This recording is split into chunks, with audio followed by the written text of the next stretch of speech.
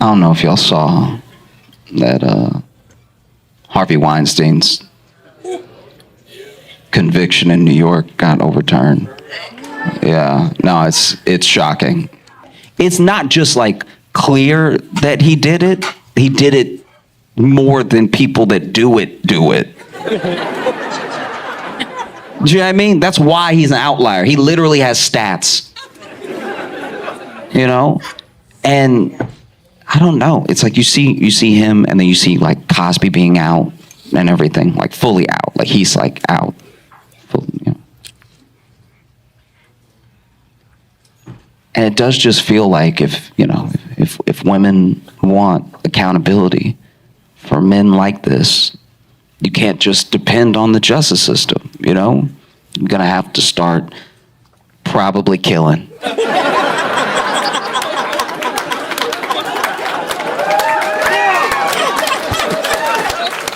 I really don't see any other way. Like, I'm like, I have a vested interest in you not killing. I'm a man. But still, I don't know. It just seems like there's no way around it. You know what I mean? Like, and honestly, if you did start killing, right? If you started killing a lot of the bad ones, then you could probably believe us when we say we're the good ones. Like, I'm alive. Isn't that proof?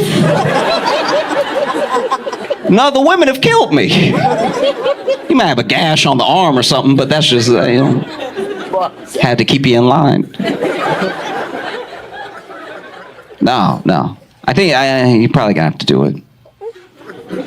I really don't see any other way. Because people talk about patriarchy and everything, and sure, I understand, but you also have to remember that, like, as men, we're not all friends. I'm also scared of dangerous men. You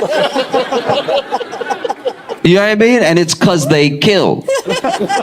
So then if y'all kill too, that's really the only way to equality. You know what I mean? Like, that's in a sad but like poetic way. That's because even if y'all started killing indiscriminately, you couldn't do worse than men.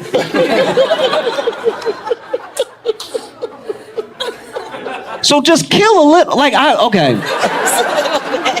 I feel like y'all aren't rolling with what I'm saying. And that's fine. That's fine. This is a new idea for me too. Okay? But I'm saying I thought about it a lot. You know? Like, if I had a daughter, I'd buy her a knife. Maybe a gun, but definitely a knife. Because a knife, you can think about it. You know what I mean? Guns are too easy to be like, oops. You know, much harder to miss with a knife. You meant to poke who you poked, you know? I don't know. Because I think that as I say this, it sounds crazy, obviously, and that's good because it means that you're all like productive members of society and stuff. But when you really think about it, that's the score, right? Like alpha things are usually just being the most dangerous person around. That's why when they tell you when you go to jail, find the biggest dude and punch him in the nose like a shark or whatever they say. But like, that's why they say that, because it's like that fear instills a calm, and the calm is safety. You know, like dangerous men are also scared, which is why they puff out their chests and act dangerous to get people off of them, you know? But if women started killing, we'd all be a little bit, you know what I mean? Like, there'd still be catcalls, they'd just be quieter. You know what I mean? You pass by, but then they see that you brandish it, right? They see you pack it, and you packing low, like you got a sawed-off shotgun, just out in the open. They're like, that ass. That was him. That's. I don't know, baby. Because I hear these stories, and they're horrible. Like, I have friends tell me about how they've put keys in between their fingers at night as they're walking to their car, you know? And I'm like, yeah, but if you do my thing.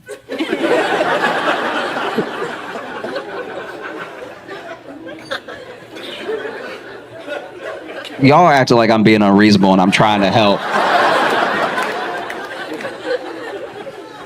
I've read a lot of history books. I'm just telling you what's going to work.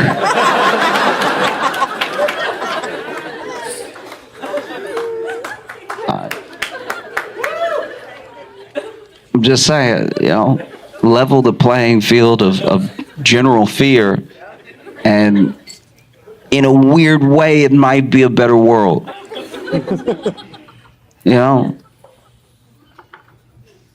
Maybe it could work, like if you do it for long enough, it changes whole attitudes of like an entire culture of everyone, because then they'll be like, yeah, she might kill, like who knows, she might be a crazy one that kills, But let's say the word is out that women kill now, and they kill as much as men, right? Now when you go in your boss's office and you close the door behind you and you ask for a raise,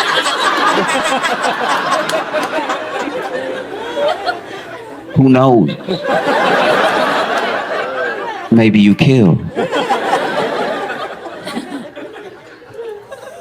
Or even just, if the word gets around that women are really out here killing indiscriminately, crazy stuff, right? Because the way women do kill, I want to be clear about that. Women kill a lot, actually. They just do it to like people who they know, who they think deserve it. I'm talking about like killing across the board. Killing because you upset, you know what I mean? If the word got out that women are just out here killing, I think you would hear like a pack of guys, right? A pack of guys is usually what women are afraid of. 4 or 5 guys drunk walking down the street together, right? I've had my friends tell me that that's terrifying to them. Just whether it's going to be catcalls, whether it's going to be like cornering them, whether it's going to be something much, much worse, right? And it's because of the way that men are. It's because men kill. There are men that do horrible things. I'm not saying that women don't, but just by the numbers, So if word got out that women kill, you'd see those 4 or 5 guys drunk, walking around, singing their song, la, la, la, la, la, la, right? But then they would hear the click of stilettos.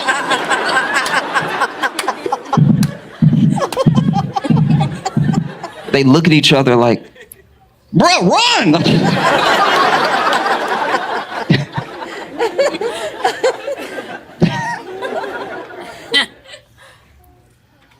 It could work. I'll leave it alone, but also, I don't know, consider it.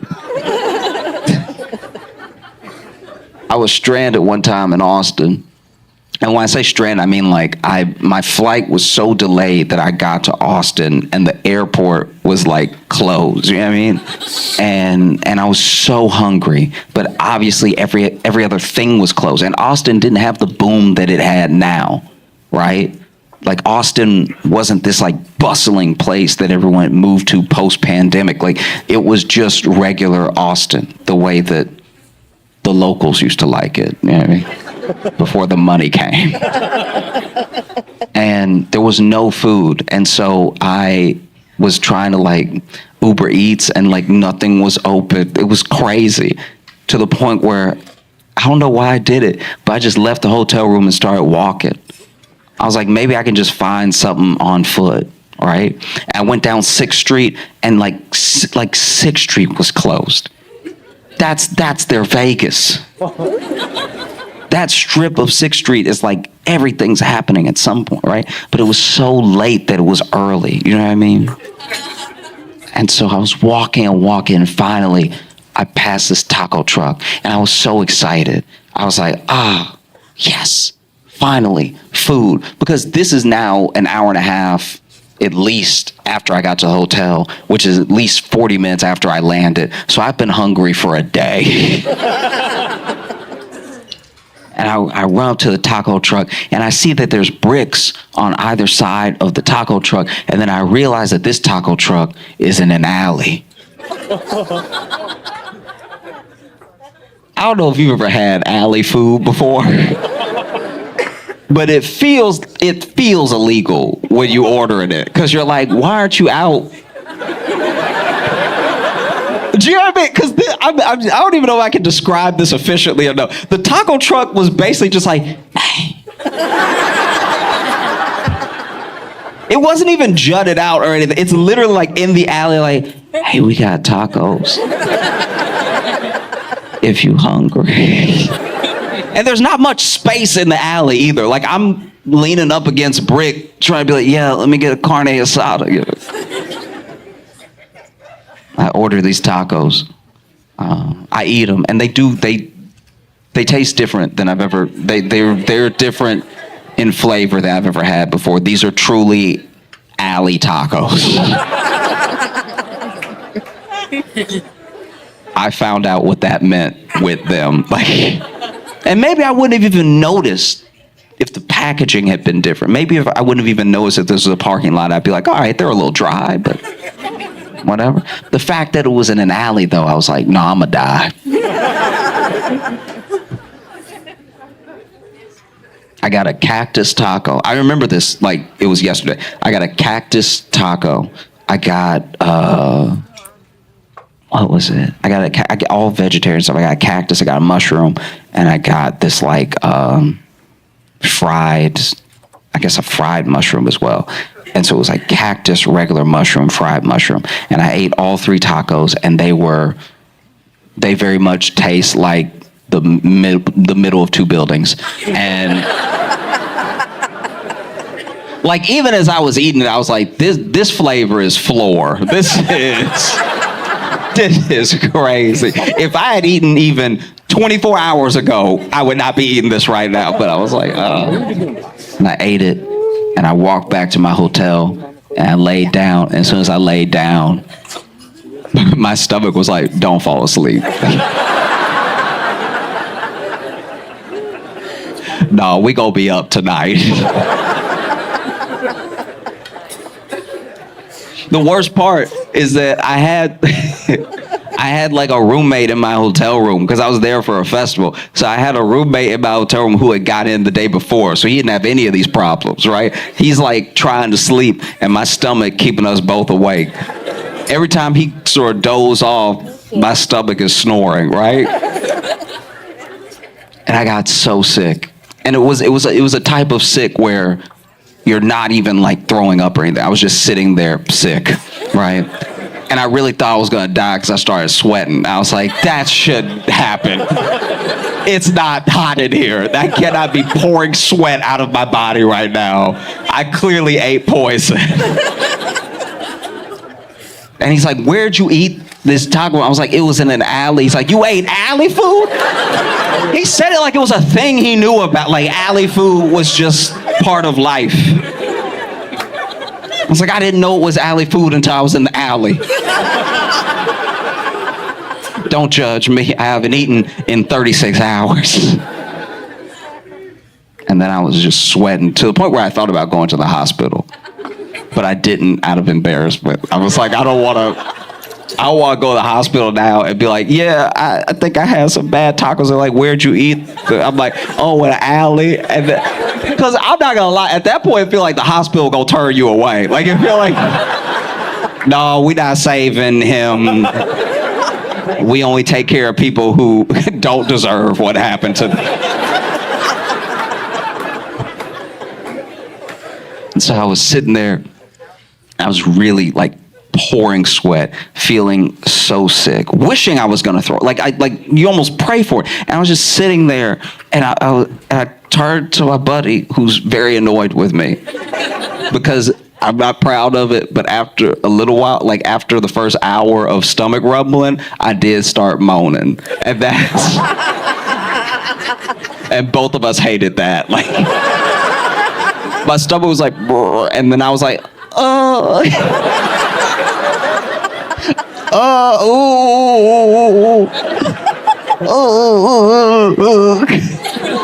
It was like I was crying, but no tears were coming out. And so I turned to him. I was like, I think I'm gonna die. And under his breath, he's like, just please do it soon. Whatever you're gonna do. Please, just get it out of the way. And I told him, I was like, if I get sick tonight and I die, if anybody asks what happened, tell them I got shot. I'm doing all right, man. How are you? I'm doing okay. So we were in Arizona. Couldn't tell if that was a long Zoom lag or you had to really think if you were okay. No, I'm fine. It's all fine. We were in Arizona doing some shows. And yes, we were. I get back to New York, and I'm just so thankful to be back. I was in LA for 2 weeks, which was a little too long. Like, it was just long enough. It's a long time to be away from where you live. Yeah. It was just long enough that I started to really miss, home and my bed and all stuff like that.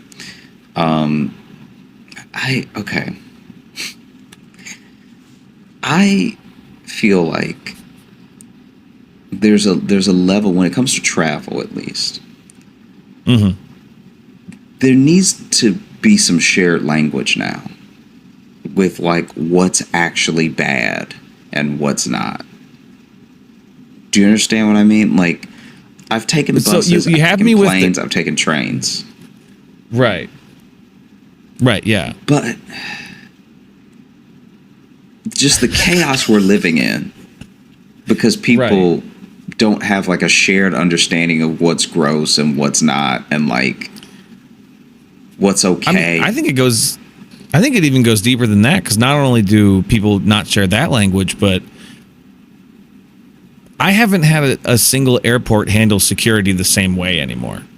It's like there's no shared language even on like the basic rules anymore, let alone the unspoken social mores. You know what I mean? Mm-hmm. Like I think it goes even deeper, because we don't even have a foundation. There's not even a ground floor for us to build upon. We're not even a country anymore. Okay? But it's not just us. It's like the world is so connected now too, but we don't have a rule. Yeah. Can you take your shoes off on a plane?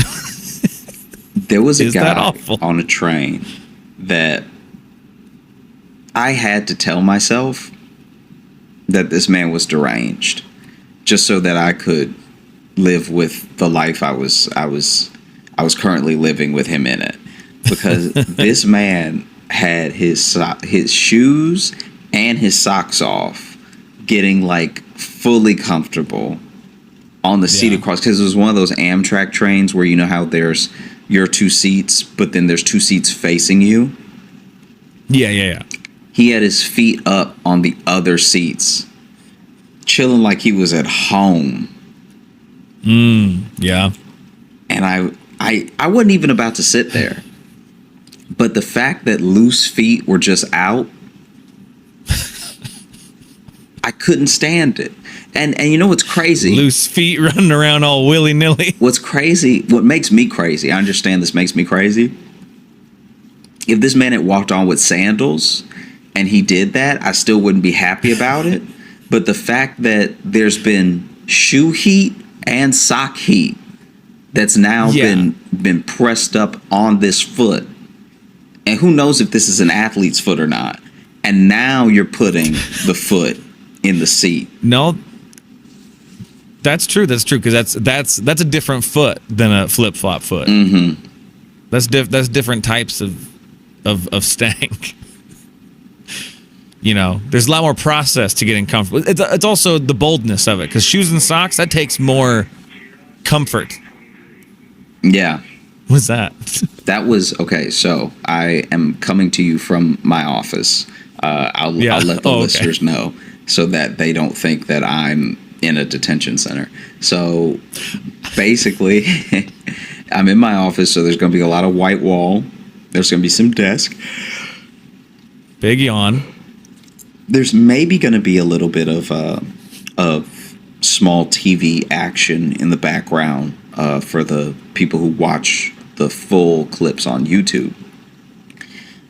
But there's also going to be some announcements. Every now and again, you're going to hear a muffled announcement like we're on the train.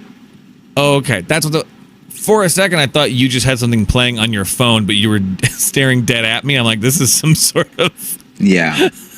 I wish I had this is a move. I'm like, why is he trying to fuck with me while I'm Yeah, I almost wish I was the level of unhinged to be looking right at you and to also be like playing something. Just playing some sort of YouTube clip and just staring at me. Yeah, like what looking at you and not paying attention. Yeah, that is attentively telling someone you don't care. Mm-hmm.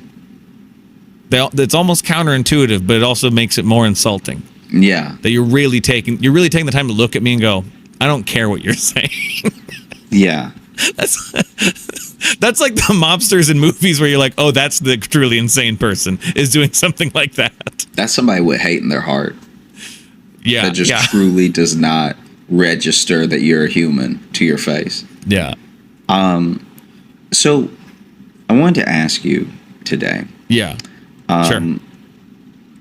It's okay. I'm trying to figure out how to word the question. Have you seen... It's a very pensive episode. Yeah.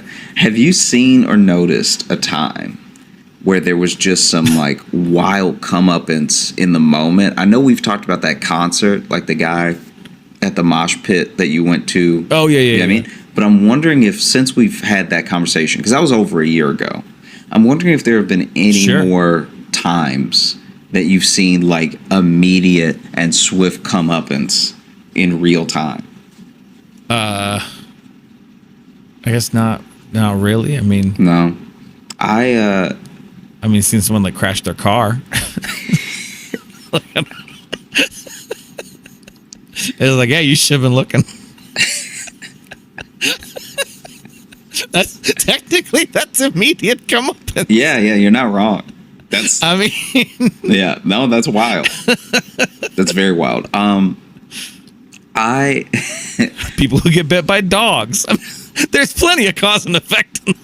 Yeah, I just mean like if there's anything. I'm kidding. No, that was such a specific question. There's no way I was going to think of an example. I don't think his story's the way you do. I don't have that like Rolodex. No, fair enough. But I'm also I gotta take a second. Them. No, I know, but I gotta like comb through old boxes. Yeah. Sometimes you're like, hey, Josh, have you ever had an apple? And I'm like, man, this one time this guy tried to stab me. Oh, yeah. No, you do that shit to me all the time. Yeah. Yeah. I remember there was this one time where this kid, I don't even know why I didn't like this kid. But I was like, it was in the summer. Had to be in the 8th grade or the 9th grade or something. And there was this kid who I had to swim with because I was learning to swim. I was in the beginner class, but there was like an advanced beginner that I should have been doing in this swim lesson. But because I didn't say anything, have I told you about this before?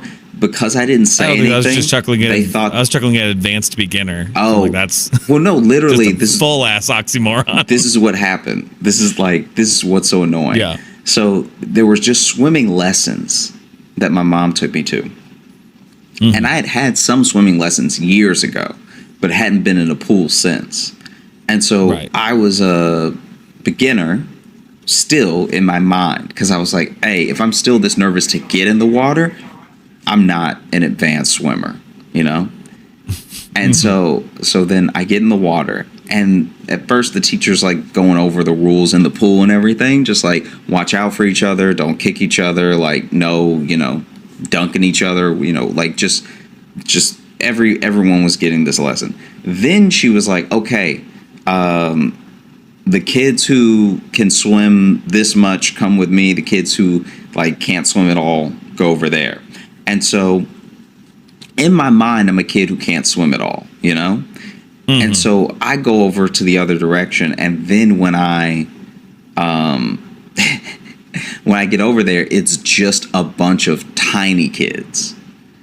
So it's me, this like 14-year-old, and then all of these like itty bitty babies getting swim lessons. Now be honest though, how much bigger were you than them really? They were like 4. Oh, okay. They were like 4 and 5. And I'm like 14. Right. And so the lesson starts and they're like, we're just going to blow bubbles under the water. And in my head, I'm like, I've done all this. Like, what is this? This doesn't make any sense. And the other kids were like doing like half laps on the other side of the pool, but we're like going under the water just a little bit and blowing bubbles. And like, it felt like I was in a Lamaze class and I was the baby. Like, it was so embarrassing. And I didn't have the wherewithal to quit the lesson or to leave the teacher, because the teacher is the teacher's acting like I need to be over there. And then we do the whole lesson. And then there's this one kid who I guess is I'm definitely the odd kid out. I'm the only one over here as old as I am. And this one kid who shouldn't be over here either, because he's like 5 or so, but he's like swimming in place. And so I'm like, who's going to get this kid? This is insane, right? Like, this kid's like a little mermaid. And then he looks at me as I'm like doing whatever little kick exercise we're supposed to be doing. Because you know how they have you, when you're getting a swim lesson, they'll also have you grab the edge of the pool and do some kicks and stuff, like to learn how to push yourself and everything. And I'm pushing, and this other kid next to me, the little like 5-year-old kid, is also pushing.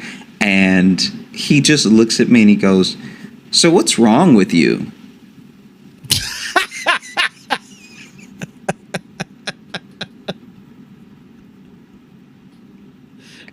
And from that moment, I was like, okay, I have an enemy. Like, I have a mortal enemy. I don't want anything good for this kid. I'm about to be an advanced murderer. Because I was like, wow. What? And then he repeated it. He was like, "What's wrong with you?" What's wrong with you? And I was like, so what's wrong with you? I was like, what? And I'm like, what do you mean? And this is as I'm kicking. And he's like, you're like a grown-up kid. And I'm kicking next to him like, there's no grown-up kid. Like, if you're a kid, you're a kid. Hey, now if they're going to be advanced beginners, I think there can be grown-up kids. Yeah, right. And so... Sorry, I'm just having fun with all the oxymorons today. So then he's like, why aren't you over there? And I was like, because I can't swim like they can.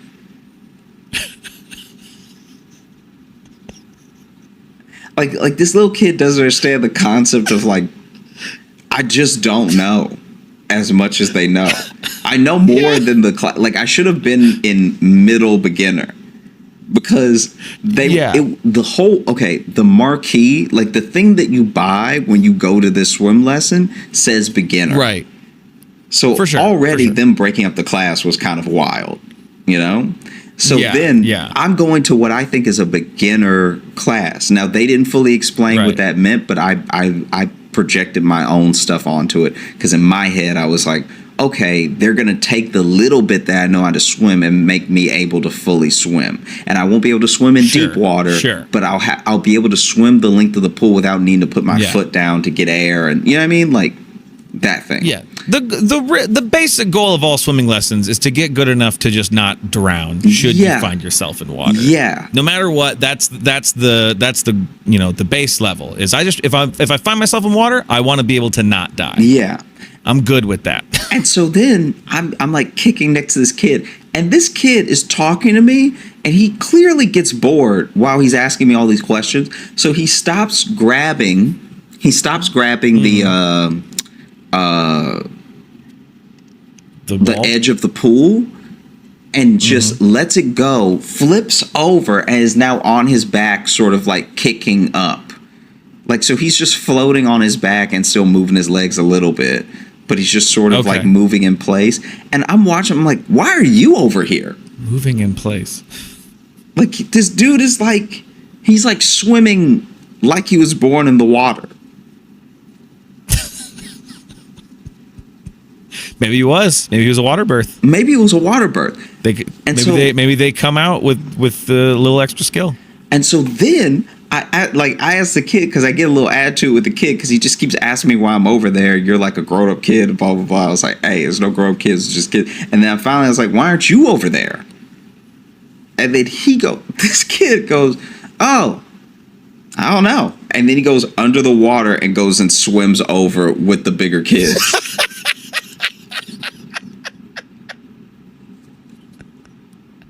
Wow. You reminded him that he was a great swimmer. Yeah. He in the moment was like, oh, you're right, I'm very good at this. Whee! Here I go. He shoots out of the water like a dolphin. And he didn't go under the water like, oh, let me get my bearings and then go swim. This kid went backwards like he was in a swim competition. Like he just doubled over in the water and flipped and then started swimming. Like he was a dolphin. I hated this kid so much. And so then the lesson ends. And I can't remember my mom took me there or my aunt took me there. But whoever took me there, I get out of the pool and I'm like, why did they have me with the little kids? Like I knew how to swim more than that. And then she was like, I don't know. I was waiting for you to say something. Like, because they stayed for the lesson. So I can't remember who it was, but they saw the whole thing. It was either my mom or my aunt that took me. But this is like so long ago, I don't remember. But she was like, yeah, I was waiting for you to say something. I was like, when's he going to get tired of this? And then, okay, so then where the pool was like a snow cone cart.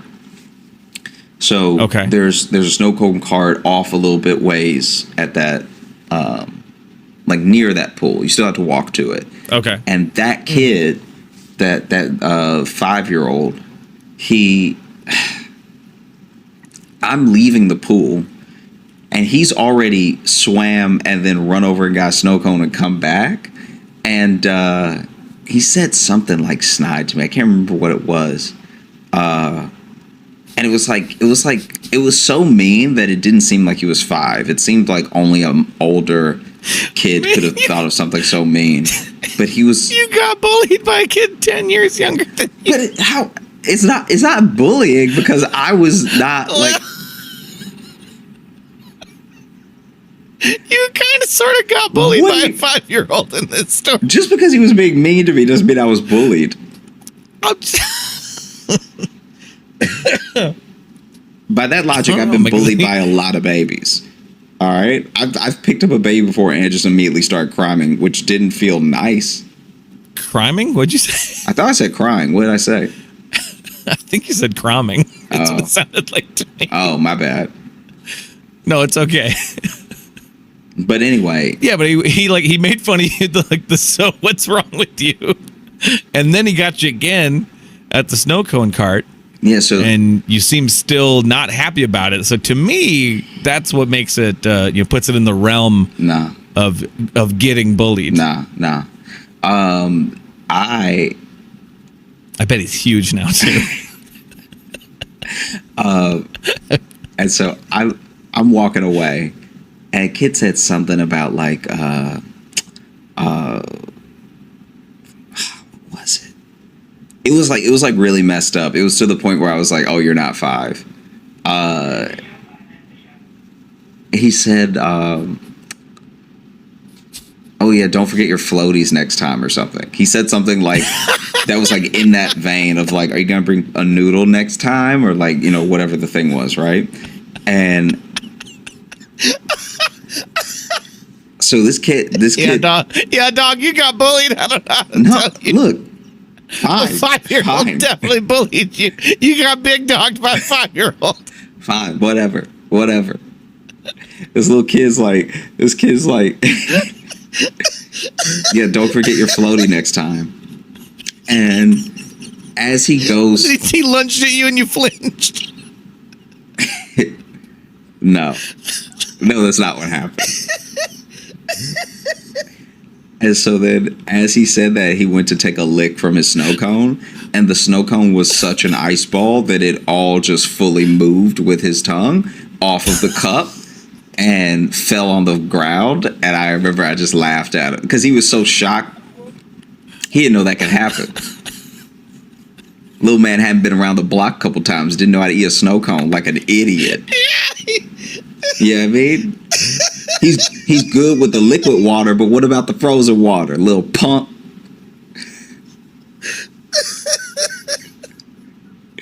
All right. I'm glad gravity told him what time it was. You know? And so anyway, he licked the snow cone. It fell off. He's such a fucking idiot. Me? What did I do? No, in this story, I didn't do anything. No, but I love to because you talked about like swift comeuppance, but it took so long for him to get comeuppance. What do you mean so long? What do you mean so long? He said the thing, and then he took a lick, and then his afternoon was ruined. That was the second thing, though. He'd already bullied you earlier. But it's swift comeuppance when you do a thing and then a thing happens. You're taking it as if it's the whole entirety of the situation. You're also just acting like you won, which no, you still got bullied by a 5-year-old. No, that kid was real upset. He dropped his. That kid's day was ruined. I didn't have to do anything to that kid. That kid licked the snow cone. It fell off the cup, and he was. That's where the 5-year-old kickback is. So he got like too big for his britches because he knew how to swim. But as soon as his snow cone splattered on the ground, he was a kid again, and he was all upset. Oh God! Excuse me. What? I was coughing. So you're saying the snow cone put him in his place? Is what you're trying to say? 100%. You did nothing. You did nothing and just watched. I didn't have to do anything. As your tormentor. What was I supposed to do? At a slight inconvenience. My tormentor.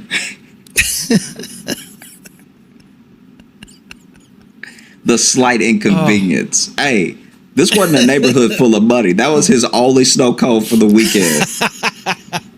All right, that's fair. Yeah, that's fair. At least you got to feel like a big dog next to you. Nah. Even him out. I was chilling. Yeah, you sound real chill about it. I was chilling. I was so happy. Oh. Just splatted. He had a bunch of blue all over his legs like an idiot. He looked so stupid. It got on his swim trunks. I don't know. I just laughed at him. It's also really hard for me to imagine the story just not as you now either. It's really hard. I'm not really imagining a 14-year-old Josh. I'm just imagining you just like ha ha ha in this kid's face. Hey, that kid deserved that. Oh man, that's so funny to me that he like. You could see on his face he got real upset. Like he didn't even. The bully was gone at that point. Like you want to say he bullied me? Any sort of bully in nature just melted away, and then he was a kid who wanted to cry because his snow cone hit the ground.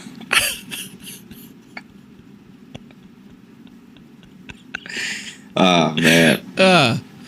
I'm pretty sure it was the first lick too. That's what makes it even more hilarious. That's to me. Embarrassing. The fact that it's like he was about to enjoy a snow cone and then he went. Bruh. That's the little kid equivalent of like losing your job. Yeah. You know what I mean? That first lick and then your thing falls. You're just kind of like, what do I do with my life now? Look, that snow cone place, by the way, that snow cone place burned down. I wish it burned down. Okay. Every bully got taken to task. This snow cone place was so bad. This is the worst snow cone place like ever. Anybody who went to school, I don't know if listeners from my hometown like would listen to the show or anything, but if you do, if you went to Peabody High School, you probably passed the snow cone stand, this little like cart every day to get to school because it was just out there. It would be out there the whole year, and they would really only open up for the hot days and months. So obviously it was open all summer. It would open beginning in spring, and then it would open if it was like, let's say a heat wave was coming, right? Like it was going to be a particularly warm day. Even if it was October, but it was going to be hot for some reason, that snow cone place would open. So anyway, see, I like that. Other places don't do that. They're just closed for they'll from like this date on. This what's I still don't know the person who worked this stand for real. Like I don't know if the owner was actually the person working it or if they just owned it and had friends, pop in and work it, because they were never really nasty. You know what I mean? So you know how a place like that where you have to bring all these syrups and all of these like different like sugary things, they should be attracting fruit flies, especially if you're leaving it. And they never did. You never see like fruit flies or any of that stuff in that snow. So they kept it clean, but they had the worst ingredients that you could ever imagine. The main ingredient is just ice. But I gave that place 3 chances. Right? So there was one time where I'm pretty sure they had dirty ice because my snow cone tastes off. Like I don't even know how to describe it. It was not good, And so then I didn't go there for a while. I didn't ask for a snow cone for a while. And like my mom knows, my aunt even knows how much I love snow cones. It's just one of those treats that's cheap and it's just sugar water, but it's dazzling to look at and it's nice on a hot day. I'm just saying, right? So that's a nice little snow cone soliloquy you had there. Yeah, snow cones will brighten your day. It's hard. I'll even say this. Wow. I'll throw this out there. I have no data to back me up, but I'm almost positive that the weeks where the snow cone stand was open, there were less shootings. I'm pretty sure. Maybe I just couldn't hear the shots because I was enjoying my snow cone so much. Or maybe other people in the neighborhood were enjoying snow cones and they were like, hey, this really isn't the day for foolishness. All right. Yeah. Can I just say that we've known each other for a long time. Yeah. And we've been doing this show for a while. This is our 111th episode. Yeah. And I think in the time we've done this, I've never seen you light up as much as you did just now talking about snow cones. Hey. You had a lightness in your face I have not seen. Dude, snow cones are... since before we had career worries. Snow cones are something else, man. Snow cones are... Look at that fucking smile. Look at that smile. I don't know if I've seen you smile like that in a while. Dude, I'm just thinking of the beauty of snow cones. Because snow cones also aren't something... you really have to either go out and seek them directly or happen upon them. Even if my mom was out and she wanted to get me a treat, she couldn't bring me back a snow cone. It's not happening. That thing's going to be melted by the time she gets home. Yeah, they don't transport well. And then, oddly enough, once it's melted... And even if you try to freeze it and then have it later, it's still not quite the same because it doesn't get that crushed ice effect. Now all the ice is one ice block. It becomes one block of ice. Yeah. Then it's a different thing. So snow cones are a moment in time. Part what you like about. So that's what I was gonna say. What you like about them is that they're so temporary. Yeah, it's a moment. And apparently they temper down gang violence. Like. No one's like, oh, you got a red snow cone? I got a blue snow cone. Pop, pop, pop. That never happens, Or they'll be like, let's get to this in a couple seconds. Finish our snow cones first. Yeah. So anyway. I've never known of your love of snow cones. It really hasn't come when was up the last time you because they're not in Chicago like that. That's true. You don't have snow cones around as much. We have them around here in Iowa. We used to have our own snow cone maker. It was just a little plastic thing, but you put ice in it and then you just crush it and it would come out as like a crushed ice thing, and it came with a crushed ice thing, excuse me. And then it came with a bunch of syrups and stuff too. So we were living that snow cone life for a little while. Wow. What? I didn't know that about you. That's wild that you had a snow cone maker in your life and you didn't share it with me till now. share it with you. Yeah. I mean, I don't have it with me. No, I'm just saying you didn't share this story with me until now, but we've known each other for a long time. That's wild. Yeah, it's like if someone told me they used to have their own like go-kart track and they said it nonchalantly. I'm like, what? That's nowhere on the same level. Snow cone makers aren't like a lavish thing. Because I remember there was a trend in like the late 90s, early 2000s where there was a bunch of like home little snow cone I remember things. They were just ice chippers is all they were. Yeah. Hey, I know. But some of us couldn't afford those ice chippers, so we just watched that commercial longingly. I'd watch because it was white kids in the homemade commercial. So then I watch it and be like, oh no, damn, another day without a snow cone. But I think like this area got into that trend a little bit. I don't know. We like snow cones around here. Yeah. I don't know if it's an Iowa thing. I don't know, but they tend to be at most the activities. Yeah, that's fair. I love when they'd sell snow cones like during like a football game. Mm-hmm. So people are getting snow cones and it's like fucking 45 degrees. Yeah.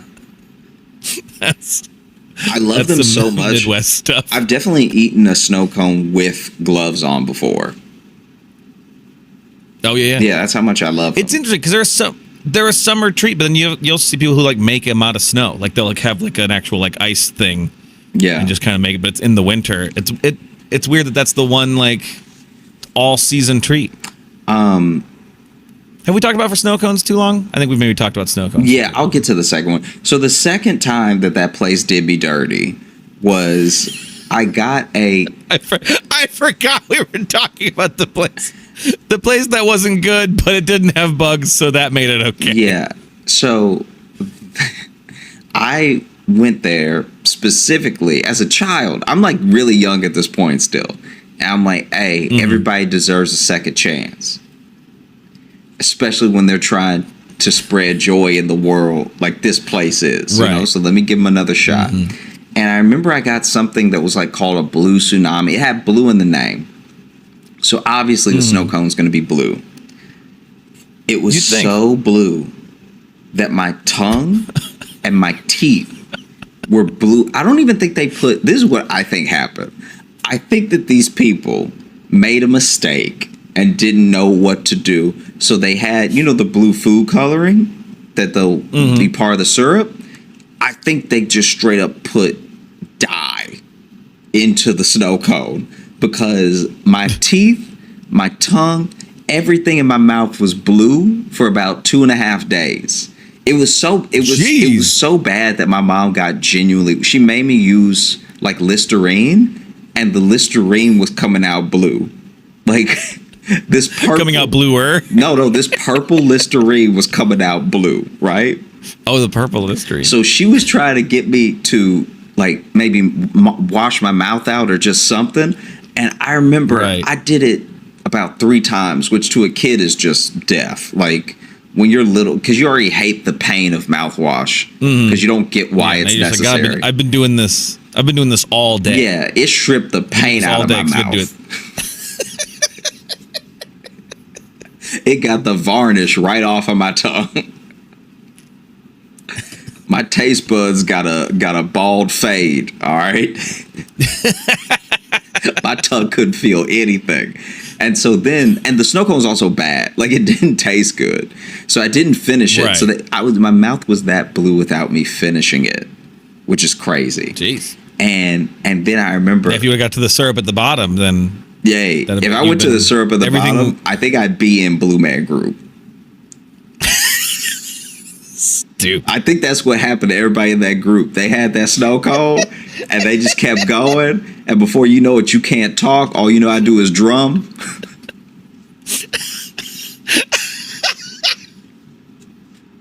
I'm telling you, man, it could happen.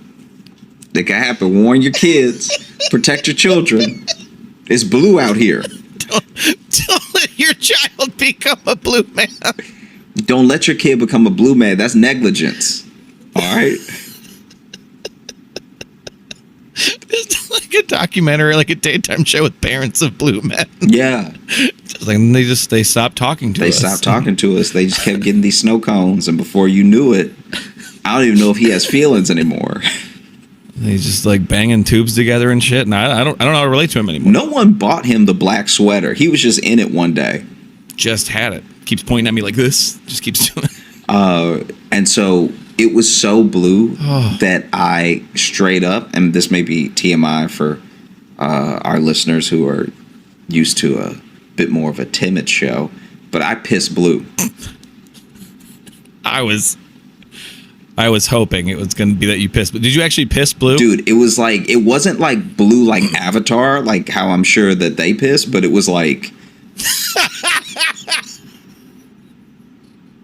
it was a hue of blue. I like assuming that the Na'vi from Avatar pissed blue. Why wouldn't they? Why would they? Wouldn't it be weirder if they didn't? Everything is blue. That's a normal color for them. Blue looks completely regular to them. Right, but I'm just saying it's rare that I would hope it's not a contrasting it's color.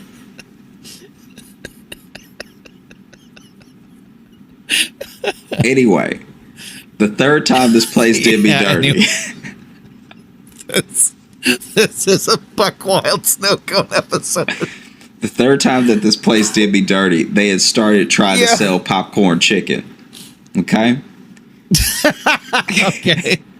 So, in my head, I'm like, what if we try hot food? Yeah, what if we try hot food after we've poisoned all the kids with dye? No one wants our cold anymore. Let's make hot. Yeah. That's the pivot for the business. I don't know how they stayed open, because there was this one dude that did a lot of drugs that would always get a snow cone from them. And there was a point in my very young life where I didn't fully understand what drugs were. That man's addicted to snow cones. I genuinely thought this man was addicted to snow cones, because I would see him in other parts of the neighborhood acting wild. And he's like clearly on crack, right? So dude clearly is like a full on crack addict. But he would be acting weird, but then I'd always see him seem so normal when he would go get his snow cone. Now what I didn't know is clearly this man liked to enjoy a snow cone with his crack. Okay, that's what was happening. Because I would see him later and he'd be all wild, but he was normal before. But I didn't understand what drugs were. Yeah, you know. I mean, listen, they go together like America and apple pie. snow cone, and crack. Both icy, you know. Both icy. One just needs a little bit of heat, you know.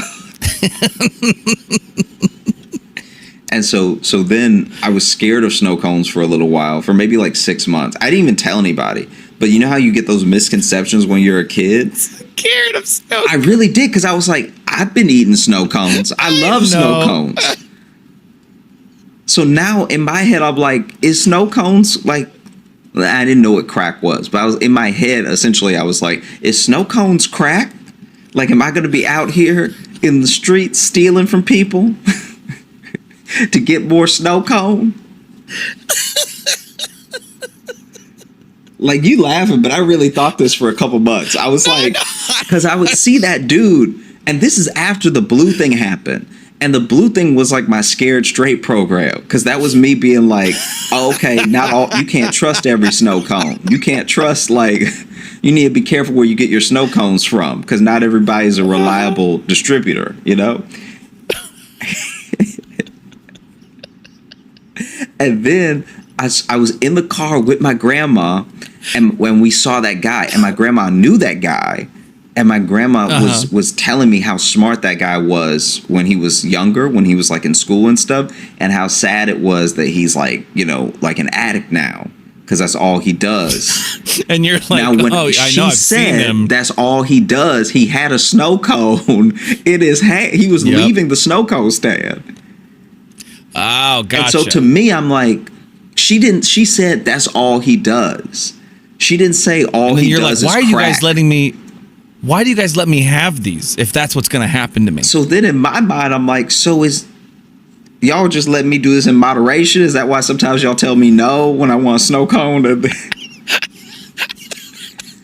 Because I remember one time when my mom was taking me to my grandma's house, I asked for a snow cone. But you know how when you're little, you don't think of the logistics of things. So I had asked for the snow cone when we had already passed the place. So she would have had to make a loop around the block and turn around just to get. And she was like, I'm not going to do all that. You should have asked me before, whatever, right? So that was the time I didn't get to have a snow cone. And there was another time where we were about to have dinner.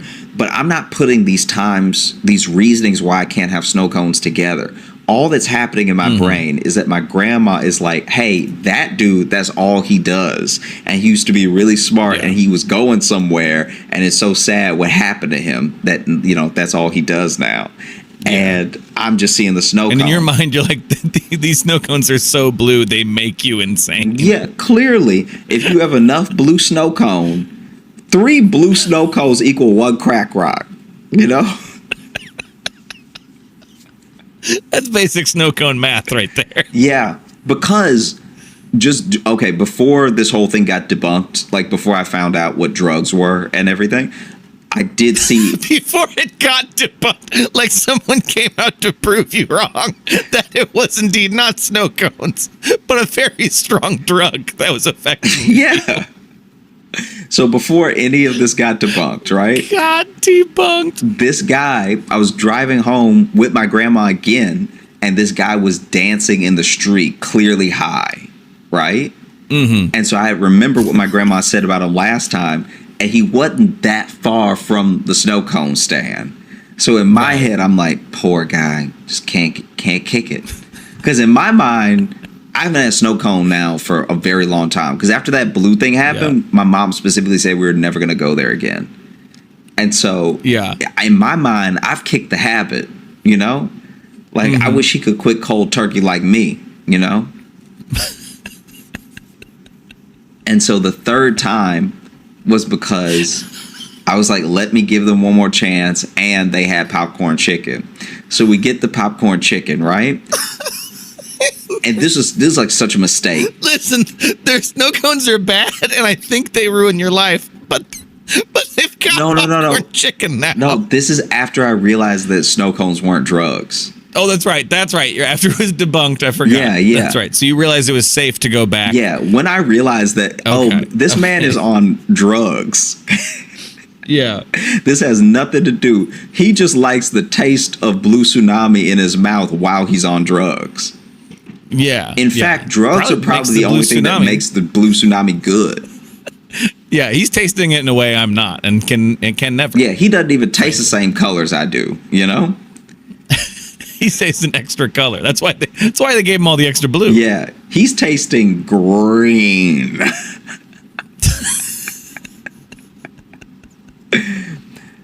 And so basically we get the snow cone, we get the popcorn chicken, and I was like, let me just go with something super, super regular. I'm just going to get a banana flavor because at least if my tongue turns like yellow, that's less noticeable, whatever. Like I'm planning ahead in my head. And then we get the popcorn chicken. Noticeable, but possibly more medically alarming. Yeah. If you have a tongue that won't go back from yellow for a while, that's probably not good. Yeah. And you get a fever, you did. All right. Man, you got tongue jaundice? How'd you manage that? And so we get the popcorn chicken.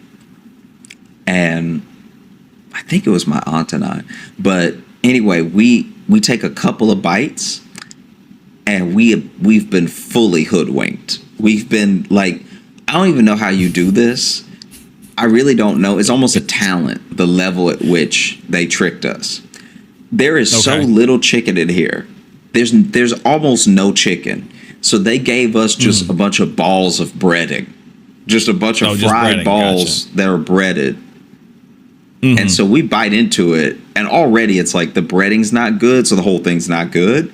And then the little one I bit into, I was like, where's the chicken? Like, this is crazy. And after I bite into a couple more, I'm like, oh, there's no chicken in here. And instead of banana, they gave me lime. So I'm leaving fully upset. Yeah. This place doesn't sound reputable. Yeah, no, it wasn't good. Not a lot of quality control at. I don't even know if it had a name. We would just call it the Snow Cone place. I was about to make up a name for it because I was like, I don't think he said a name. No, I don't think it had a name. This sounds like this was some sort of shady government experiment. You didn't realize. Yeah. That actually, they were testing the effect. Yeah, that would make more sense than it staying open all those years. Yeah. You know, the government, the CIA, just opens a snow cone stand in the hood, and they try out new blue on black people. Yeah, they try that out, and they cover it up by funneling more drugs into it. We got to cover up the snow cone stuff with crack. Otherwise, the snow cone thing looks really weird. We also have to cover up the snow cone thing with bad popcorn chicken.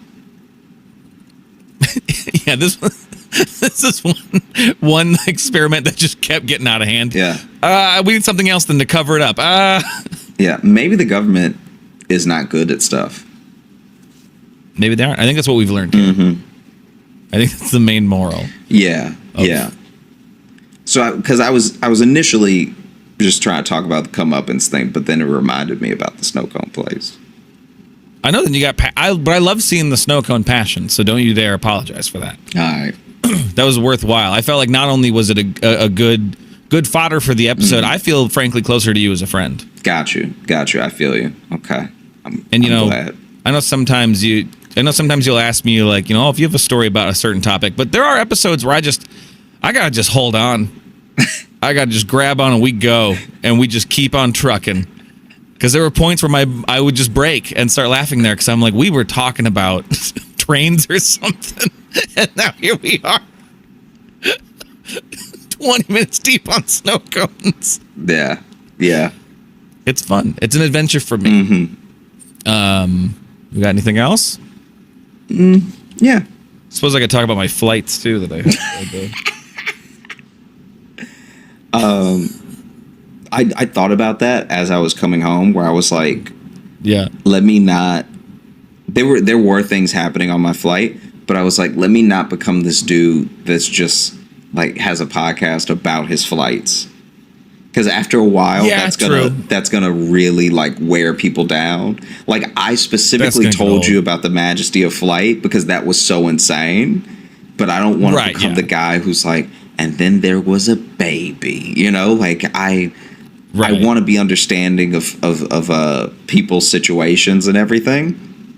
Although I will say one thing that did happen very quick is that the roller cart with all the snacks and the drinks on it. Guy in the aisle seat, that thing fully ran over his foot and it woke him up, and that was insane to see. Because he was waking up with so much pain that he yelped, and so everybody turned around like, "Damn, is this it? We've had a lot of good flights for the past couple decades. Is this a terrorism?" Yeah, and then. Sure enough, the flight attendant was like, "Oh, I'm so sorry. Are you all right?"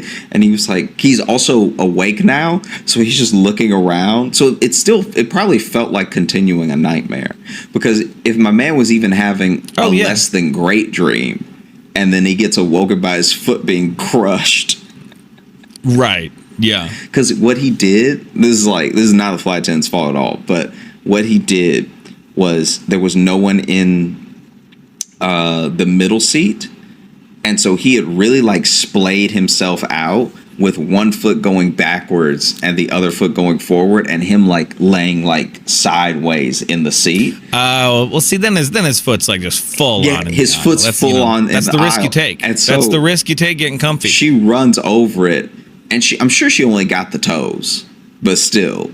Right. Yeah. But still, this dude wakes up, and he's waking up to everyone staring at him. But we're staring at him because he screamed. Yes.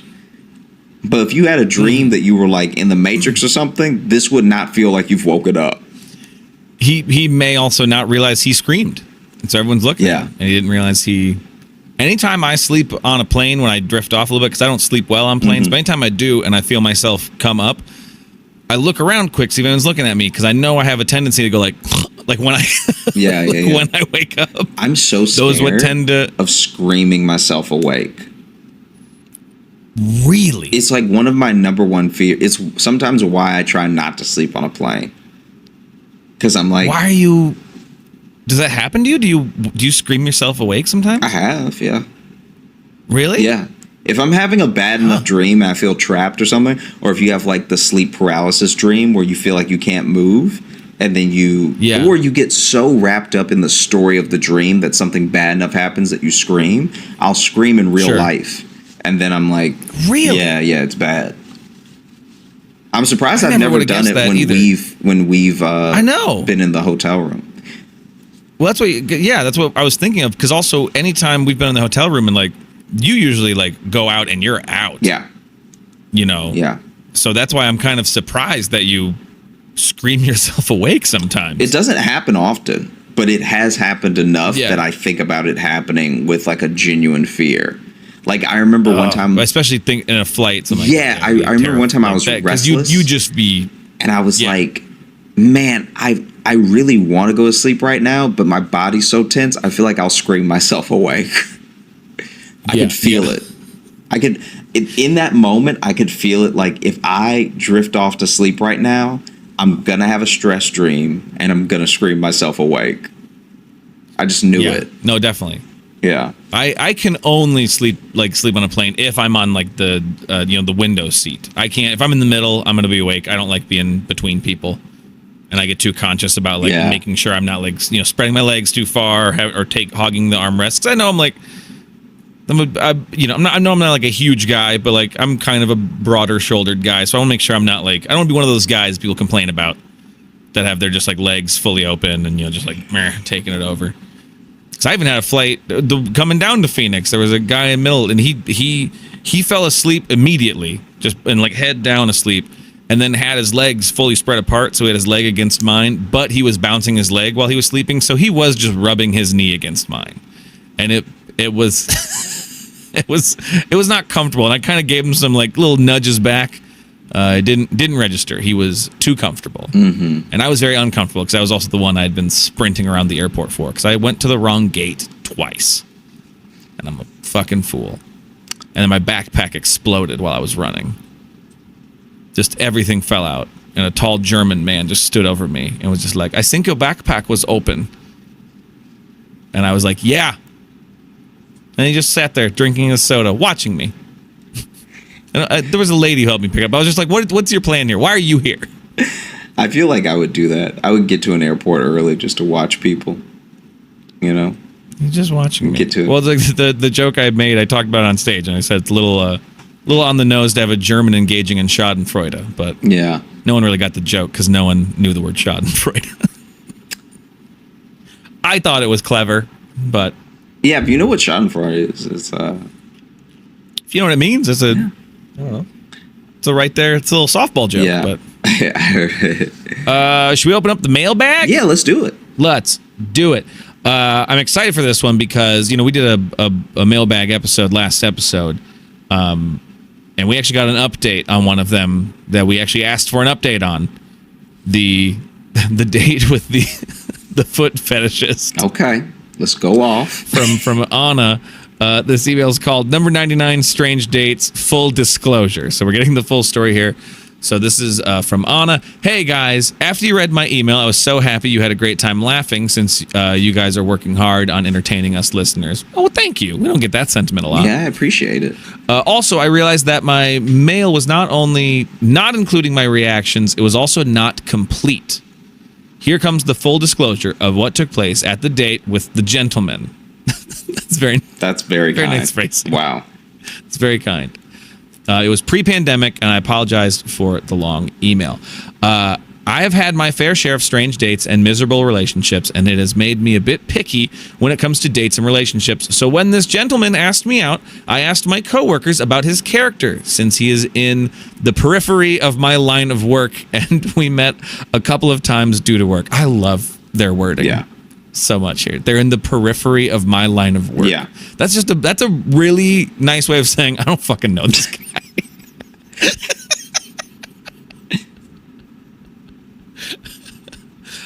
They vouched for him, so I agreed to a date. We met up outside the restaurant on a Friday after work. I had taken the time to freshen up, change to a new blouse, to my tight black office skirt and open-toe heels. I was looking forward to a nice time and some good food. As we were seated at the table, I noticed that the restaurant was full, and at the table next to us was a family of 3, a mom, dad, and a son around the age of 10. We ordered wine, and the conversation revolved around the usual topics: work, family, and so on. It was about 40 minutes into the date that he brought up his fascination for feet. Mind you, he was... Sorry, I made myself go. Mind you, he wasn't low-key.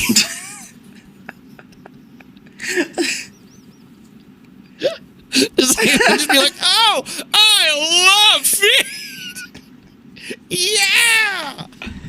Woo! Can't get enough of them. That's so funny. He talked about the shape, size, touch, look, and the smell of feet in a way that was borderline to describing an ice cream. Feet were his kinks. I wasn't shocked, but more surprised that he brought it up less than an hour into the first date. The situation felt awkward and strange, and I laughed out loud thinking this was a joke and that my coworkers were sat somewhere in the restaurant and were about to jump out and yell pranked, you know. I looked around and noticed the big eyes of the dad next to us and turned my head just in time to see the gentleman sliding off his stool. Sliding off his stool. Oh, no, I lost my place. Sliding off his stool, trying to be discreet. He grabs my feet, pulls off my open-toe heels, takes a good look at my manicured toenails, licks his lips, and sniffs my shoe. It's the licking the lips is... What happened next seemed to happen in slow motion to me, but only took seconds. As the gentleman sniffed my shoe, I registered something flying through the air, and I looked up from the gross image of the gentleman sniffing my shoe and saw the open mouth of the dad coughing food onto my new blouse that slowly slid down my chest. Oh. The mom made a face of disgust as we all heard the gentleman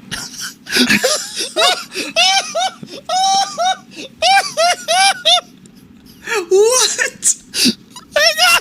The mom made a face of disgust as we all heard the gentleman exhale a moan of, ah, so good.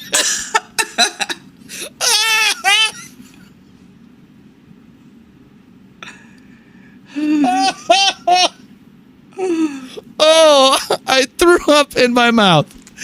Here I am disgusted, humiliated, and totally focused to not vomit. Deep down, I'm actually starting to get angry. The total disrespect of not asking permission to take my shoe off and sniff it, nevertheless in public. The disrespect to the other guests at the restaurant, too, who had to witness the whole thing. My thoughts swirled around, he is totally crazy. And how to get out of the situation with some dignity left and the irritation of my ruined new blouse. Oh, there's more. Hang on. While the gentleman had ranted about the delight of feet earlier, he forgot 2 important things he should have asked me. 1, whether or not I was ticklish on my feet, and 2nd, what I do in my spare time. You see, I'm very ticklish, and I've been practicing Wing Chun, Kung Fu, for years. As he sniffed my shoe, he loosened the grip around my foot, and his hand softly slid from my heel towards the arch of my foot and tickled it. As a reflex to get him off me, I pulled my feet back and in an upward motion, kicked him in the forehead with a whack. God. You left out a lot of stuff in this story from the first time you sent it to us, Anna. The gentleman's upper body flew upwards towards the table, and he hit the top of his head on the table. I realized that there is no way I can end the date with dignity, and that made me even more upset. The disappointment was quite overwhelming, and I had just kicked my date in the forehead, and the feet were already leaving a red mark, just like an open hand slap as a cheek would on a cheek would. So the thing that I'm stuck on is that because you've been doing Wing Chun, if you want to get out of here with dignity, you just gotta fight everybody in the restaurant. Just start whooping You have to kick ass. everyone's ass. You have to kick every person's ass in that restaurant. Yeah. Wow. As I pull my shoe out of his hand, the server appears out of nowhere with the starters and asks if everything was all right. As I met the server's eyes, I knew I was saved. I put on my shoe, glancing at the gentleman, rubbing his forehead, all confused, leaning one hand on the floor. The server said, "I guess you don't want any starters. Don't worry about the wine glasses. Just go now." The glasses had fallen and were broken after the table was headbutted. So she kicked this man's head into the table, which knocked over glasses and they broke. Yeah. The wine was dripping from the edge of the table onto my skirt and onto the shoulders of the gentleman. Your outfit got ruined. Yeah. Not only your outfit got ruined, this man took your shoes off too.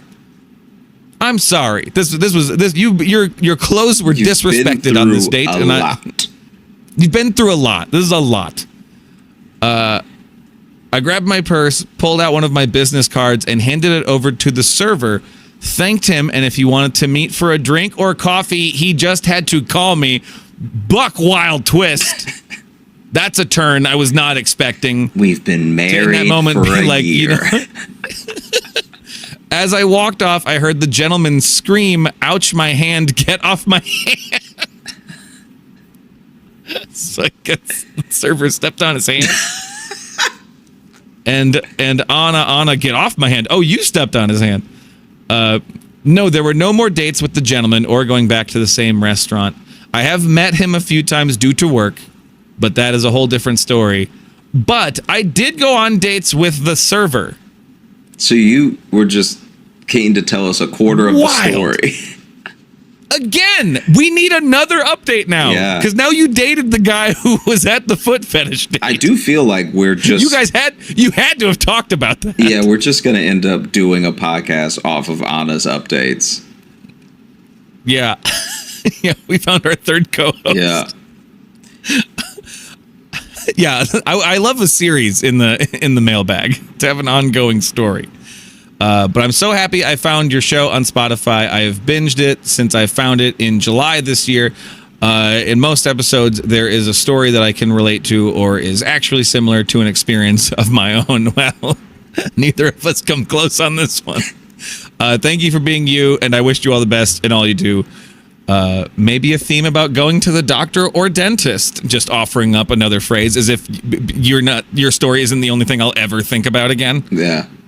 Take care and stay cool. Love, Anna. Anna, thank you. Anna, thank you so much. Wow. Yeah. Wow. Thank you all, really. Thank you so much for listening to the Josh Johnson Show. We had a great time recording. I hope you had a great time listening. If you are looking to catch up with us on any of the socials, you can find me at Josh Johnson Comedy on Instagram, Josh Johnson on Twitter, Josh J Comedy on Facebook, and Josh Johnson Comedy on TikTok and YouTube. We're going to be posting clips of the show. If you're looking for Logan... Wow, you can follow me on Instagram at Logan M. Nielsen. And if you want to get into our mailbag and just challenge our lives, you can email us. Really change our week. Show. Really just change. Yeah, this whatever week I was going to have is gone now. And it's this week now, whatever this has created. You can send those to joshjohnsonshow@gmail.com. And you can also leave us a 5-star review on Apple Podcasts. We like to read those there too.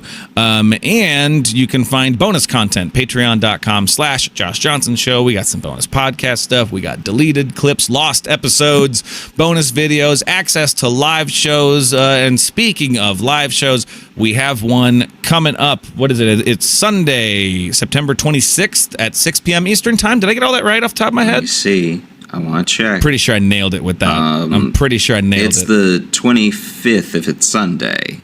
Yeah. Fuck. But you were close.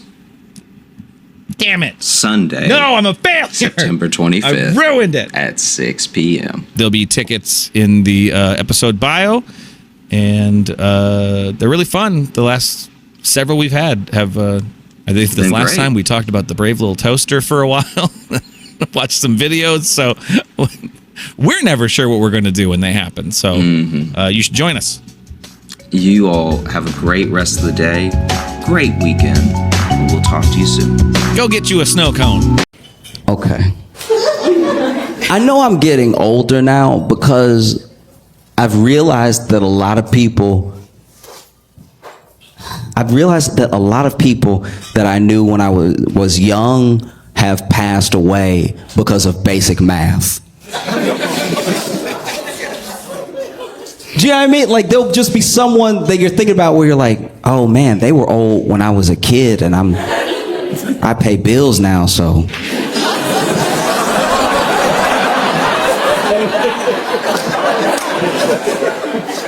Oh yeah, oof.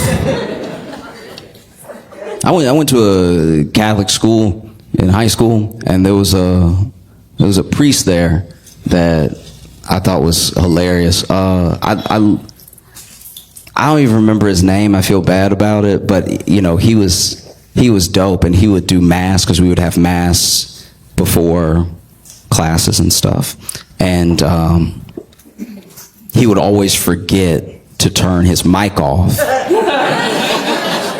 Consistently. I don't even think he knew it had an off button.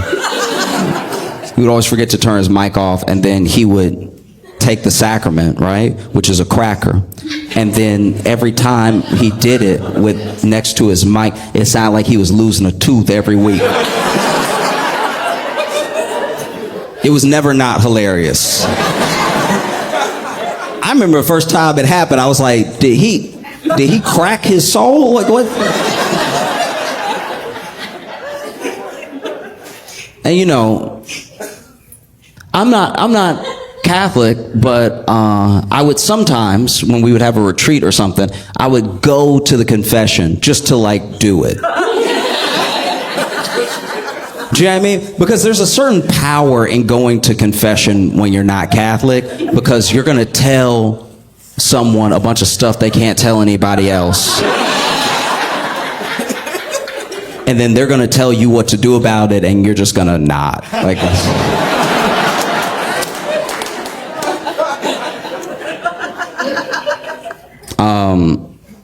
So I went to confession, and it wasn't as much of a confession because I think he knew I wasn't Catholic, so it was more of a conversation, right?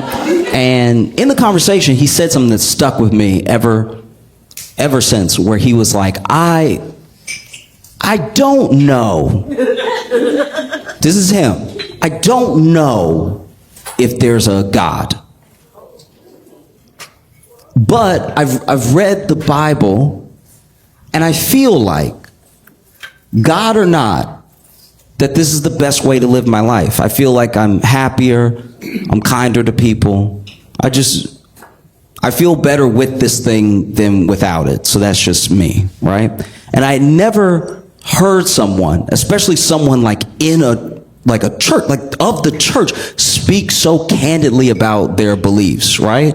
I'd ask people my entire life straight up, hard questions, and sometimes they'd be like, well, you know, God has a plan. But when somebody hits you with, I don't know either, it really stops both of you.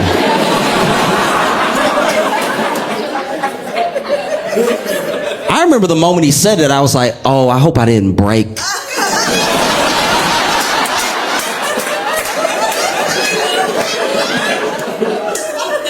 I hope I didn't break a priest. You gotta go to hell if you break a priest. But he was like, no, I don't know. But I think that even if nothing happens when you die, even if there's no God, by the time I'm gone, I'll be pretty happy about the way that I lived my life. And I thought about that the other day. And I was like, ooh, I was 14. And he was like 84, so...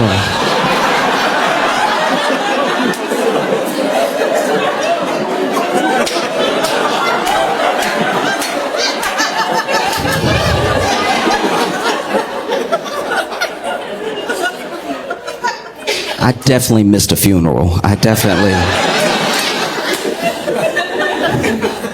Okay. I don't drive because I'm a terrible driver. Like, I failed my driving test, and I'm out of practice since then.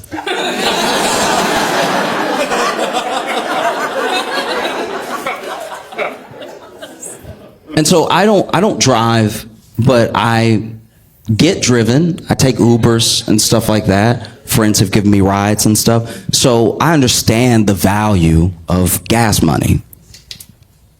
And, you know, it always felt like some classic 90s late night joke to talk about gas prices and if they were high or they're getting so high or whatever. And at least right now, gas, at least in most states, is on the lower side. It's cheaper. It's trending down, actually. It's cheaper than it was last week at the time that I'm saying this, right? Don't quote me years from now. Mr. Moneybags thinks that gas is cheap. It's like, nah. I'm saying that as of September 4th, 2024, gas is trending down. It's cheaper than it was last week. It's cheaper than it was a month ago. And it's down from a year ago, right? And I think that because of that, gas stations are maybe hurting a little bit, and they're starting to sell extra stuff that is a bad business model, right? Like extra stuff that shouldn't even be at the gas station. Like, I saw gas station flowers.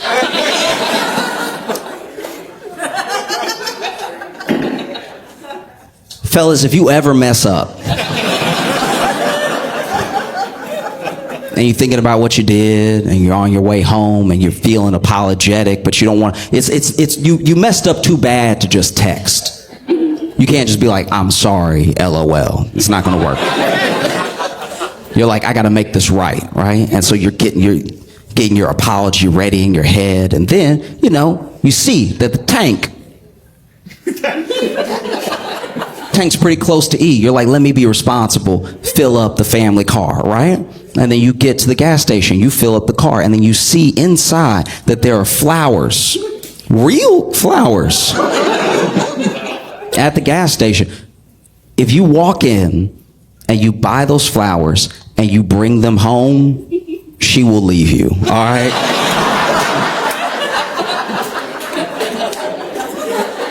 Gas station flowers look like an omen. Like, they're just dead enough to be alive.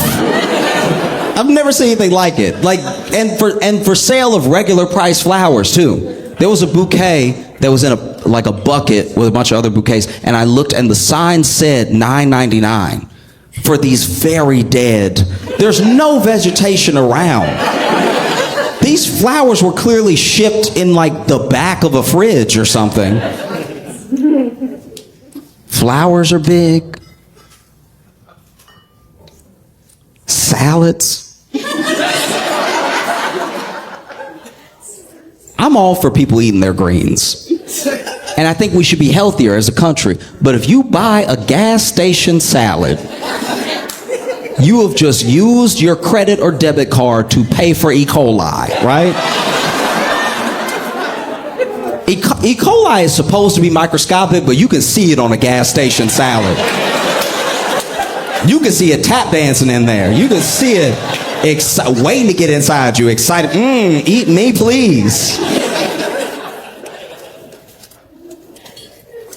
I was at a gas station in Kentucky and saw, for sale apparently, a loose pickle.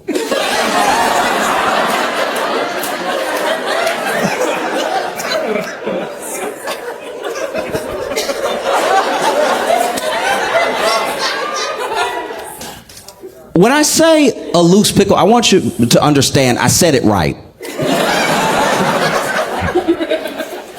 I was at the gas station. My friend was getting gas. I was going to buy a bottle of water. And as I'm walking towards the fridge with the waters in it, I pass a shelf. The shelf has pickles laid out on the shelf. and a price tag right under it. $1.99 for these loose pickles.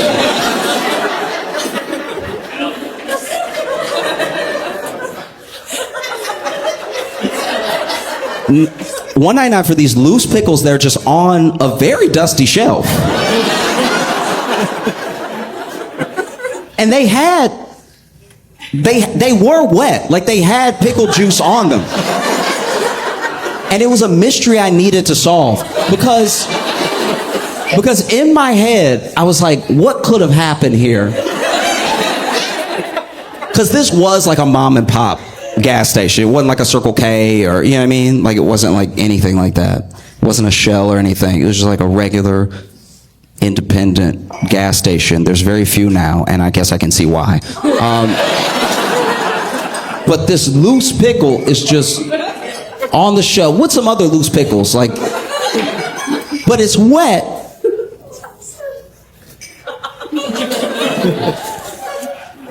And in my head, I was like, this is like either a miracle or the worst business idea I've ever seen in my entire life. Can you imagine someone pitching, look, pickles taste like pickle, all right? Just throw them out there. Don't put them in a jar. Don't let them soak in pickle juice. They're going to taste like pickle no matter what you do, all right? Sure, there's a little dust. That dust is character, okay?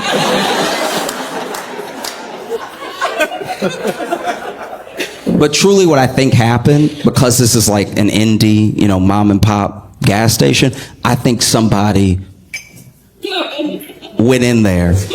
And don't get me wrong, a person who's out of their mind, they went in there and they were like, hey, let me get the whole jar of pickles, but no pickles.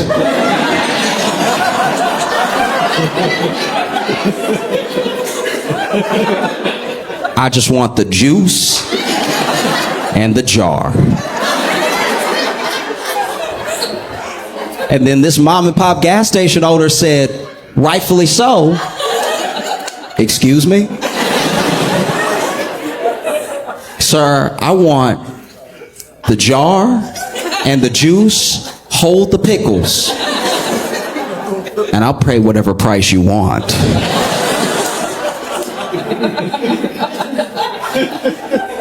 And so then this very old man was like, okay.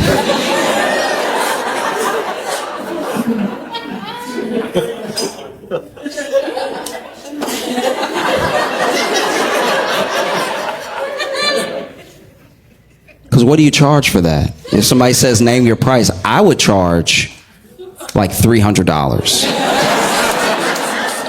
$300 would make me feel comfortable about making a sale to a serial killer, right? I wouldn't even say three, maybe 500. I think 500 would make me more comfortable about what I had to do while somebody watched. You know what I mean? No, 5,000. $5,000 would be my price, because I would want them to have to pay so much that they couldn't get far, and when I called the police, they'd just be one tank of gas away. Loose pickles. And I asked them, I was like, so your pickles over there, what's the deal with that? Because they're just loose on the shelf. And the guy goes, what?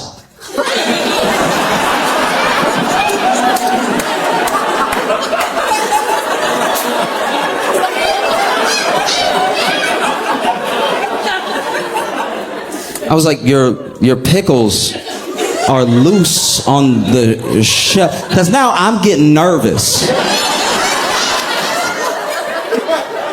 So your pickles are loose on the shelf. And he's like, what? And he's like cursing under his breath. And then he goes over there to the aisle where I pointed. And he's like, not again!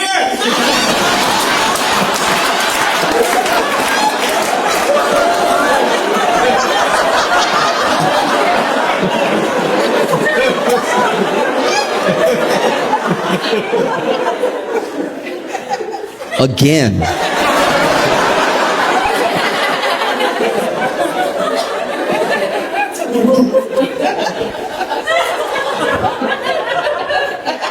And he's like, not again. I was like, wait, so this happened before? Like, you didn't want this to happen? Like, a weird stranger didn't come in here and pay you $5,000 for just the jar and the juice? And this dude explained to me while I bought my bottle of water that a resident weirdo comes in every couple of months and slyly takes all the pickles out of the jar and runs out with the jar and the juice.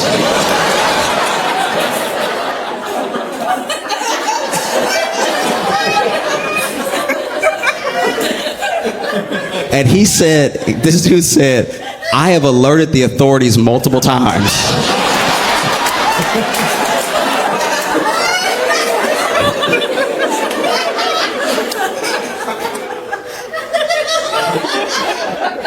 But they say there's nothing that they can do because he's stealing, but it's not like a priced amount. And I was like, may I offer a suggestion? Pickles, $1.99 each. Jar, $5,000.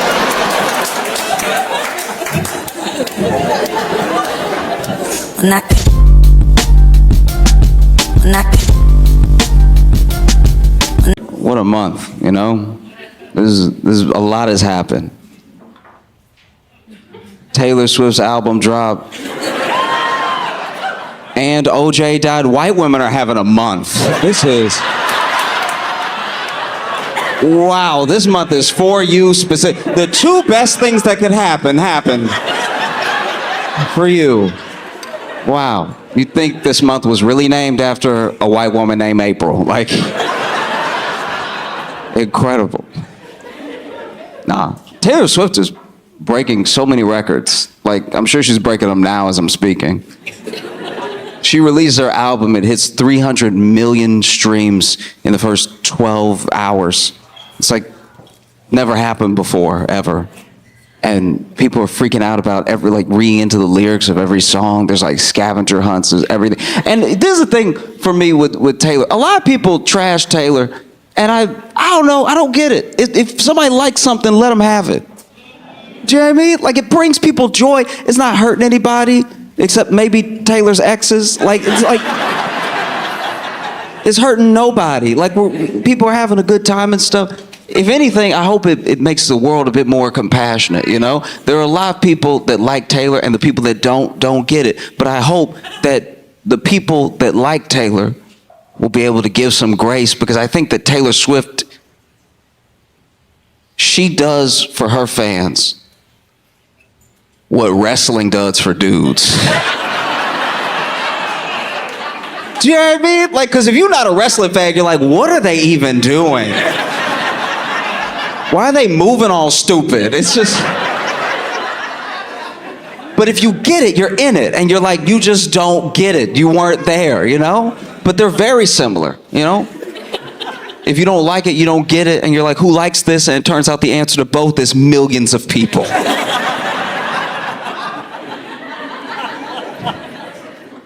You know? Same way that there are a lot of little girls and young women out there that want to be Taylor Swift, or older women that see themselves in Taylor Swift. I think every man in here has looked at a wrestler and...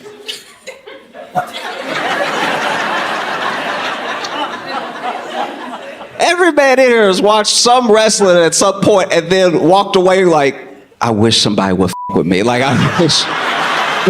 I would just... There are people that listen to Taylor Swift songs and feel it, like truly feel, like in their bones, you can tell they feel the song. It speaks to them in a deep way, and they've never been in a relationship at all. Like, Like Taylor's describing her breakup in an exquisite fashion, but then a person who's never been through anything is like, oh my God, yes, yes. It's just like that time this other totally unrelated thing happened to me, yes. Same thing with wrestling, you know? Wrestling storylines will tear you up. You know? Like when a wrestler turns heel and he turns on all his friends. Yeah. Guys watch that, we're like, just like Greg. Triple H, he really evil. Oh. I didn't grow up with money. I think it's funny when people make a lot of money and they're known as new money, you know? And people they feel how they feel about it. You know, like a lot of athletes are new money, a lot of entertainers are new money and everything. But nobody ever talks about new poor.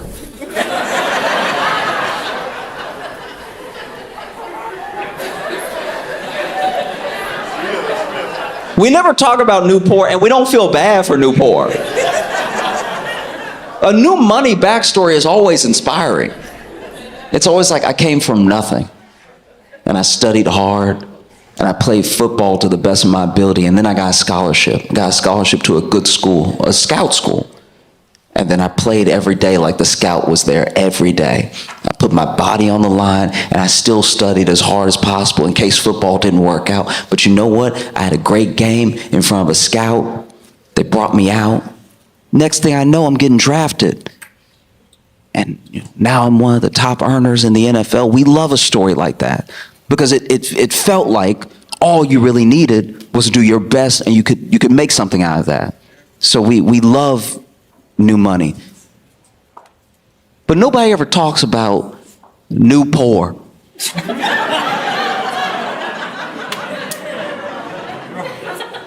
Not only do we not talk about new poor, we don't really feel bad for new poor.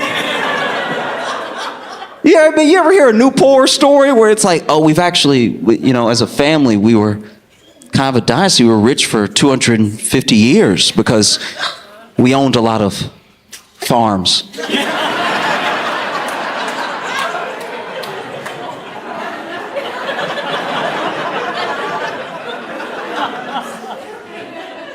Yeah, we owned a lot of farms, and you know, we were big in tobacco, and so as the farming industry lended itself to a more industrial tobacco industry, you know, we profited, and it was my great-great-grandfather that actually sold his shares in the tobacco company, and he had other ventures that he wanted to go into, and you know, he had some sons, but only one of the sons really had kids, and so all the wealth just kept getting consolidated. Less and less people had kids, so then it was all down to Trent. And Trent took some big swings with crypto, and it didn't go as planned. And so that's why Trent is working at this Piggly Wiggly. And why he's not a very good sweeper. You know, he doesn't really understand the broom needs to touch the ground. He just... It is genuinely hilarious watching someone rich try to do a job. It's a little disheartening, but you're also like, look at him go. Oh, I remember my first experience with new poor was a kid in my neighborhood. You know, I didn't always live at the best neighborhoods. I'll put it like that. And there was a kid when I was little that moved in, and you could tell he was new poor. We were playing. I think we were just playing in like this lot, and he walked up to us, and you know, he had just moved in with his parents, and you could tell he was new poor because his name You could tell he was Newport because his name was Thurston.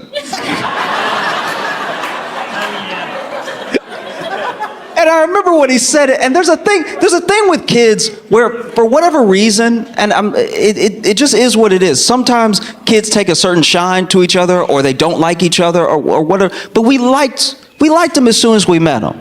We just really did, and he was so earnest. He's a sweet kid, and so we were just like, you can play with us. We don't care. And we didn't even really have a concept of money in that way to look at him sideways, right? We were all just kids. But when he said that his name was Thurston, I was kind of like, ooh. That's the most punchable name I've ever heard in my life. So, look, I tell you what, we gonna call you 30.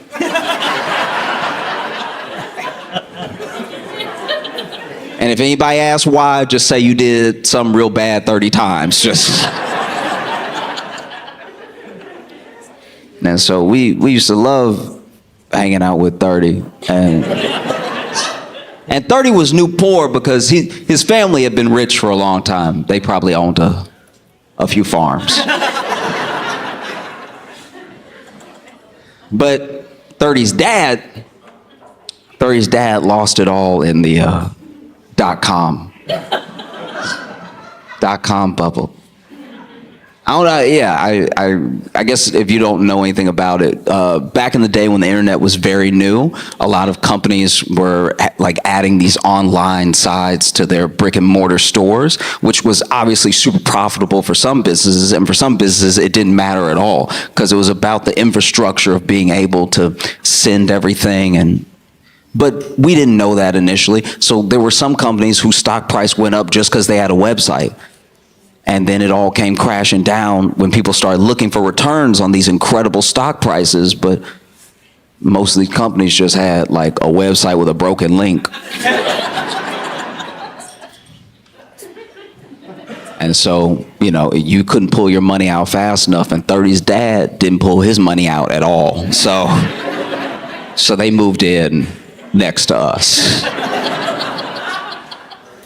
We take walks and stuff. We like walk around neighborhood once in a while and everything. And there was a dog. There was a dog that was in the yard of one of our neighbors way down the street. And this dog was a big dog, and he had like a big thick collar, and he had a chain that he would wear, and the chain had some length to it, and the chain was around the tree. And 30, he hated it. He hated every time he saw it. It made him sick that there was a dog that was outside chained up against a tree. It didn't matter how much room he had to run around and stuff. He just didn't like the concept. And he'd bring it up. Every time we passed by, he's like, they got that dog chained to the tree like some kind of animal. And I was like, yeah, 30. Crazy stuff. And look, I'm not even saying that is right. I'm just saying it was a very big dog. Like it was like every time 30 would like protest that he want to go over there, he's like, I just want to like let him free. You should be able to run around. I was like, all right, but okay, listen. At that house, they live with that dog. So they probably know something we don't. Maybe they tried the whole freedom thing out. Maybe they used to have 2 dogs. That's a big ass dog. Maybe I'm not saying you have to love it. I'm not saying it's not wrong. I'm just saying that they may have tried other things. Maybe they tried making them inside dog. Maybe they used to have more family members. So you see what I'm saying? And there was one day where we were walking down the street together, and he peeled off from us, and he did it without saying anything, because I knew that he knew if he said something, we would try to stop him. But he just started walking over towards that house, and I told him, I was like, hey, I'm pretty sure that's a dog from the Sandlot. So you really don't need to be playing games. Don't go over there, right? And then even as we saw him peel, we were like, 30, where you going? 30, what are you doing? 30. Started saying it slow like it was his real name. 30! Get back over here. And this kid climbed the fence, jumped over, and the dog is like laying down, but he's not asleep, but he's just sort of laying in the grass. And 30 jumped over the fence, ran over to the chain, and the chain had no lock. It was just wrapped. And so 30 pulled it a little bit, released the slack from the end of that chain, and the whole chain just drops to the ground. And now the dog has not been moving. Dog's just sort of laying there. But the dog heard the chain drop, and he felt the slack release on his collar. And the dog turned around and looked at 30, and even the dog was like, "Are you sure?"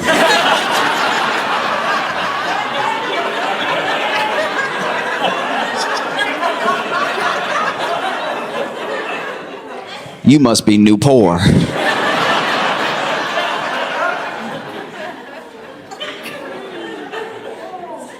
And so the dog turns around and he just, I don't know, just, you know, like when an animal is made of muscle?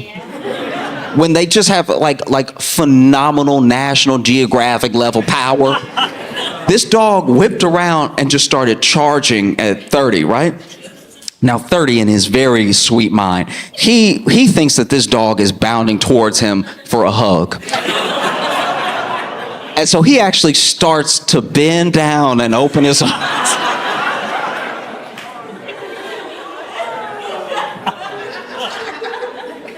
He's just getting a wide stance. Now the dog, because the chain did have a ton of length to it. I want to be clear, this dog wasn't wrapped up against a tree like some Tom and Jerry cartoon. This dog actually was bounding for a while, and he was bounding so fast that like it was either all 4 feet touching the ground or nothing. Like the dog was like this or he was like this.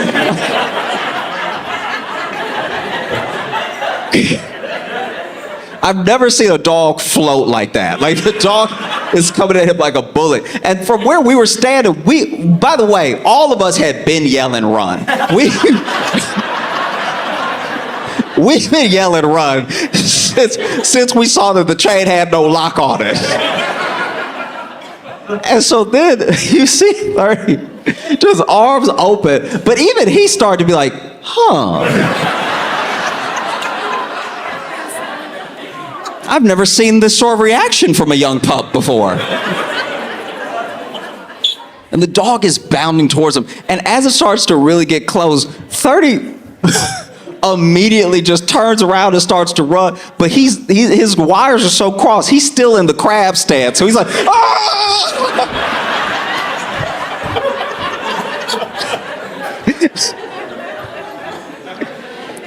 And he grabs the fence and he climbs up the fence. He climbs up the fence so fast that he doesn't even try to get over the other side. He just slams to the ground on the other side. And he gets up and he dusts himself off. And he walks up to us. And I'm like, I told you that was the dog from the Sandlot. Why would you go over there? It's your new poor ass.